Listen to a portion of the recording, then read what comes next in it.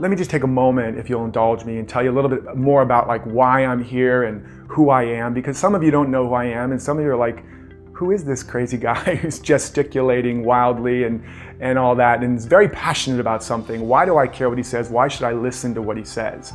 And I want you to know that this isn't theory, folks. This isn't something I just cooked up, on a Saturday just for fun and put it in a book or put it out there because it's a good idea. This is proven, time-tested principles and practices that will radically transform your life and allow you to activate a flow of abundance like never before. But it came by I came by this very, very difficultly. In fact, I almost died twice, ultimately trying to improve my life to come to this realization and put it into practice. And I won't go into the whole entire in-depth story. You can find that in other places. But suffice it to say, like so many people, I spent years, over a decade, trying to improve myself. And after all of that time, therapy, years and years of self-improvement therapy, the only thing I improved was my ability to describe why my life was still so screwed up. I could point to those people, places, situations, and articulate with the best of them why things didn't work. But that was the only thing I improved. I was more inadequate, more frustrated. It was like trying to dig yourself out of a hole. The more I dug, the deeper in the hole I got. And it ultimately drove me to become addicted to drugs and alcohol, and to try to quell the pain and the frustration of struggling so hard to make something happen in my life. I mean, do you understand that? Can you relate to that? And I remember ultimately almost dying of an overdose. And I'm lying in the emergency room, and the IV is snaking out of my arm, and I start to wake up as the doctor leans in and whispers to me, "You're lucky to be alive." And I remember that wasn't good news to me. And when the doctor says you're lucky to be alive and you take that as bad news, you're in a pretty bad place. And I remember lying in that bed and wondering, how did all of my efforts to improve my life and create a life of abundance and success and get over my painful past, how did it get me here? They say the universe whispers in your ear, and then it taps you on the shoulder, and then it takes a 2x4 to your head, right? And I was lying in a bed of splinters, basically. I think the universe took a whole tree trunk to my head, but it wasn't quite enough. I couldn't understand what was wrong with this picture. My brother always said I had a big head, a thick skull. And it just didn't crack me open. I thought, I just need to try harder. I just need to work harder. Anybody relate to that? Right? And so I went out from there and I began to try harder, and I got some results. And in fact, I got this film and I was an actor, and then I went on this shoot and everything started falling apart again. On-set romantic disaster, the film went sideways, the actors were fired, the director was fired, and I was like, oh my God, I cannot catch a break here. And I remember I finally went out to dive in this reef, and I just prayed to get lost from everything above.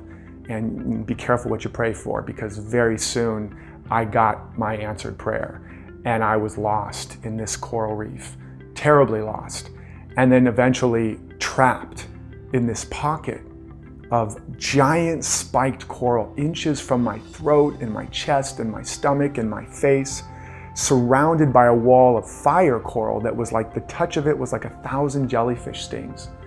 And I couldn't swim down to get out because I would have been skewered by these spikes. I couldn't look up out of water to see where I was because my whole body would have been skewered by these spikes. I couldn't do anything. I couldn't even breathe deeply because a deep breath would have punctured my chest. And so I had to breathe in short staccato breaths and swim with just the tips of my fingers to stay at that level. And I'm like that for a long, long time.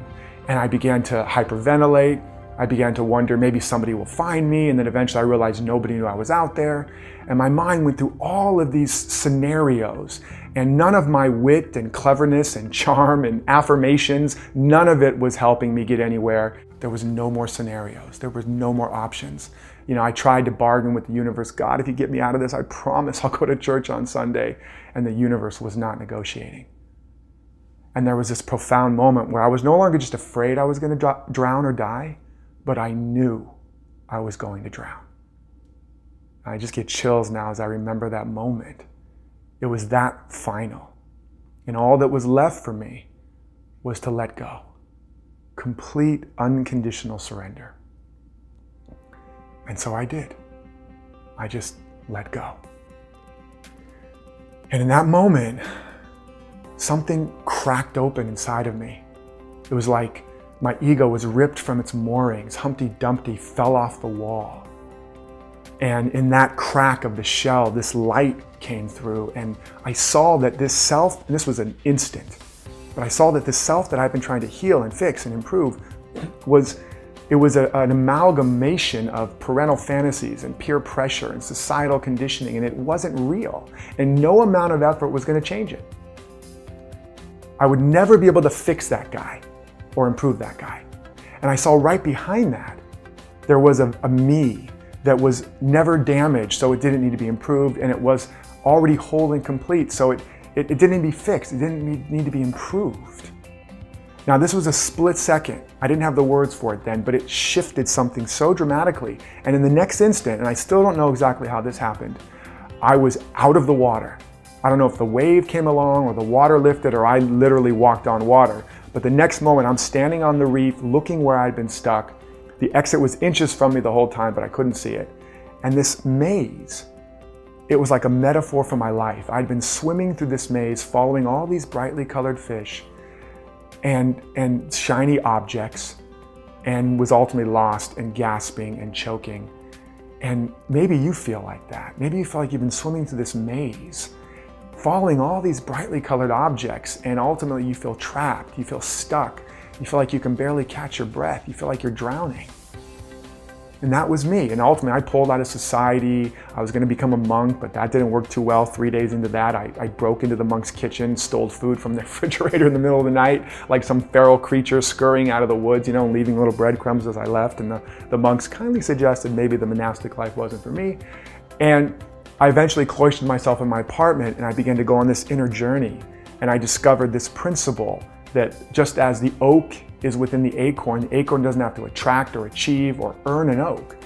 When the conditions are right, that potential within the seed naturally emerges, and I called that the law of emergence. And I began to see that this same principle applied to the generation of wealth and abundance, that was also in the seed, that the seed brings with it everything it needs to build that tree, and that within you is everything you need to build the life of your dreams.